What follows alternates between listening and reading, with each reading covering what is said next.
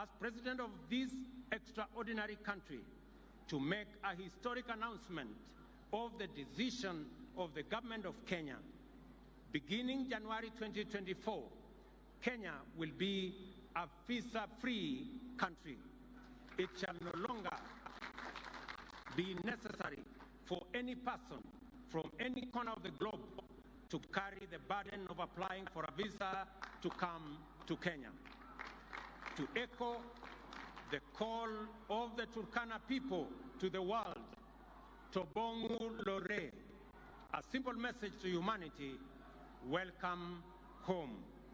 This is why the government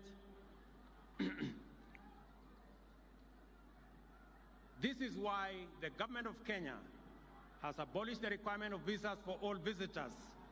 To implement this new policy, we have developed a digital platform to ensure that all travelers to Kenya are identified in advance on an electronic platform. Consequently, all travelers will obtain electronic travel authorization as they come to Kenya. Ladies and gentlemen, I have set out an account clearly showing that although much remains to be done to bring economic progress